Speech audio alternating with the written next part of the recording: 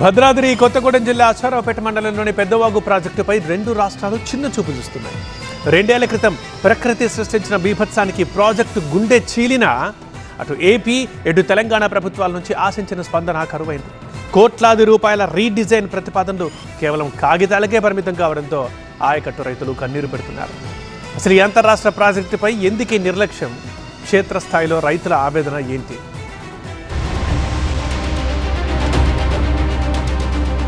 తెలంగాణ ఆంధ్రప్రదేశ్ రాష్ట్రాల ఉమ్మడి నిర్లక్ష్యానికి సజీవ సాక్ష్యంగా నిలిచింది పెద్దవాగు ప్రాజెక్టు. 2 రాష్ట్రాల సరిహద్దుల్లో ఉన్న ఈ ప్రాజెక్టుపై పాలకులు చూపుతున్న ఉదాసీనత వల్ల ఇరు ప్రాంతాల ఆయకట్టు రైతుల పరిస్థితి అత్యంత దీనంగా మారింది. తెలంగాణ ఆంధ్రప్రదేశ్ సరిహద్దులో ఉమ్మడి ప్రాజెక్టుగా ఉన్నటువంటి పెద్దవాగు ప్రాజెక్టు వద్ద ఉన్నాం. మన దీని పరిస్థితి గత 2024 అంటే 2 సంవత్సరాల క్రితం జూలై నెలలో భారీ వరదలు వచ్చి ఎప్పుడూ లేని విధంగా ప్రాజెక్టు పూర్తిగా కూడా తెగిపోయింది. దానివల్ల వరద ఒక్కసారిగా దిగువన ఉన్నటువంటి పంట పొలాలు గ్రామాలని ముంచెత్తి దాదాపుగా 15 గ్రామాలు ముంపు గురి కావటమే కాకుండా వేలాది ఎకరాలు కూడా ముంపుకు గురయ్యాయి.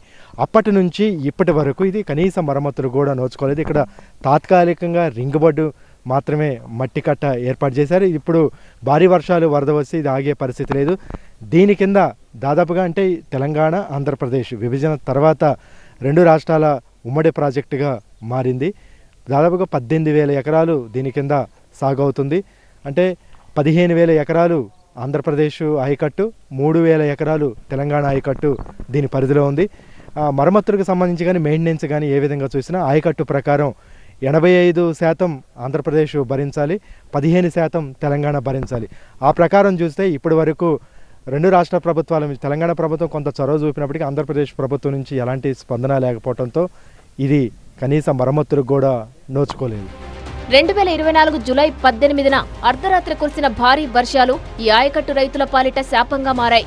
అకస్మాత్తుగా వచ్చిన భీకర వరదలకు క్రస్ట్ గేట్లు కొట్టుకుపోయి మట్టి కట్టలు తెగిపోయి ప్రాజెక్టు పూర్తిగా ధ్వంసమైంది. అయితే ఈ ప్రాజెక్టు నిర్వహణ వ్యయంలో ఆంధ్రప్రదేశ్ 80%, తెలంగాణ 15% వాటా భరించాల్సి ఉంటుంది. ప్రాజెక్టు తెగిపోయిన కొత్తలో గండ్లు పూడ్చేందుకు 19 కోట్లతో తెలంగాణ నీటిపారుదల శాఖ మొదట అంచనాలు తయారు చేసింది.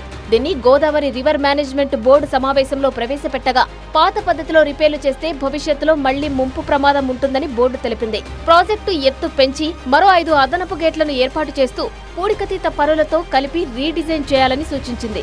బోర్డు సూచనలతో అధికారులు సుమారు 92 కోట్లతో కొత్త అంచనాలు తయారు చేసి ఏపీ ప్రభుత్వ అనుమతి కోసం పంపారు. కానీ ఇప్పటి వరకు ఏపీ నుంచి గ్రీన్ సిగ్నల్ రాలేదు. ఇటీవల తెలంగాణ మంత్రి తుమ్మల నాగేశ్వరరావు ఏపీ సీఎం చంద్రబాబు నాయుడిని కలిసి ఈ ప్రాజెక్టు అంశాన్ని ప్రస్తావించారు. దీంతో చంద్రబాబు జీఆర్ఎంబీ చైర్మన్ తో సమావేశమై ఈ అంశంపై చర్చించారు. ఆ తర్వాత జీఆర్ఎంబీ చైర్మన్ ఏప్రిల్లో ప్రాజెక్టును సందర్శించినప్పటికీ నేటికి మరమ్మతులపై ఎలాంటి అధికారిక ప్రకటన రాలేదు. ఈ ఆంధ్ర వాళ్ళు మాది పూర్తిగా పోలవరం ప్రాజెక్టు ముంపు ఏరియాలో ఉందన్నారు. వాస్తవానికి అంత లేదండి. ఈ కెనాల్ 14 కిలోమీటర్లు లెఫ్ట్ కెనాల్, రైట్ కెనాల్ ఒక 13 కిలోమీటర్ల లాంగ్లో ఉంది. ఈ ముంపు ఏరియా అంటున్నారు ఎక్కడ వరకు ఉందంటే వసంతవాడు అవతల ఉంది, బూదేపేట అవతల. ఈ బూదేపేట వరకు పండుతుంది. అది 45 అంటున్నారు కదండి ముంపు. 45లో కూడా బూదేపేట అనేది లేదు. కానీ దీన్ని ఆంధ్ర గవర్నమెంట్ క్షుణ్ణంగా పరిశీలించి ఎంతవరకు అయితే పండుతుందో చూసి ఆలోచించి ఈ ముంపు అనేది వంక లేకుండా ఆంధ్ర రైతులకి ప్లస్ ఈ తెలంగాణ గవర్నమెంట్ కూడా చూసి ఇక్కడ 3,000 ఎకరం పడుతుంది ఈ ప్రాజెక్ట్ కింద. ఈ రైతులకి న్యాయం చేయాలని గవర్నమెంట్ నుంచి మేము కోరుతున్నాం. వర్షాకాలం సీజన్ వచ్చేసింది. రైతులు సాగుకు సిద్ధమయ్యారు. అయితే కట్టలన్నీ బలహీనపడి పూడిక పేరుకుపోయి ప్రాజెక్టు ఎడారిలా మారిపోయింది. సరే, ఆంధ్ర గోస తర్వాత ఎగురు మనకు పరిస్థితి ఏంటి? ఎందుకంటే వాళ్ళు ఎందుకు చేస్తున్నారో మనకు తెలియదు. కానీ ఇక్కడికి వచ్చిన మంత్రులు కానీ ఎమ్మెల్యేలు కానీ వాళ్ళందరూ కానీ మీకు మేము ఉన్నాం, మీరు ఇబ్బంది పడొద్దు, మీరు మట్టి పనికి వెళ్ళొద్దు, కూలికి వెళ్ళొద్దు, మీకు అన్ని రకాలుగా సపోర్ట్ చేస్తూ ఉన్నారు. ఏ సపోర్ట్ లేదు, నిరుపయోగంగా ఉంది. చూడండి, ఆ పొలాలలో వ్యవసాయం పండే పొలాలలో చెట్లు వేసినాయి. రేపు మాపు కూడా రైతులు కూడా ఆత్మహత్య చేసుకున్న రోజులు ఏంటంటే బిడ్డ పిల్లలు కానీ కొడుకుల పిల్లలు కానీ చదువుకుంటానికి చాలా డబ్బులు ఖర్చు చేసి ఉన్నారు. దీని ఆధారం చేసుకుని ప్రాజెక్టుని ఆధారం చేసుకుని వ్యవసాయం చేసుకుంటానికి. ఇదే పరిస్థితి కొనసాగితే ఆయకట్టు భూములు బీడుగా మారే ప్రమాదం ఉందని రైతులు ఆందోళన చెందుతున్నారు. ఎస్టీ కమిషనర్ వస్తే మేము అందరం కలిసి రైతులు హైదరాబాద్ కూడా వెళ్ళాం. అక్కడికి రమ్మంటే వెళ్ళినా కానీ దీనికైతే ఎవరు ముందుకొచ్చి చేసింది లేదు. ఆ తాత్కాలికంగా రింగ్ బండ పోసారు కానీ దానివల్ల ఏమి ప్రయోజనం లేదు. అది 3,50,00,000 పెట్టి పోసారు కానీ రైతులకైతే ఉపయోగపడల. పోయిన సంవత్సరం వర్షాలు ఉండబట్టి ఆ కొద్ది గొప్ప బండిని కానీ లేకుంటే మొత్తం పొలాలన్నీ బీడు భూములుగా మారిపోయినాయి.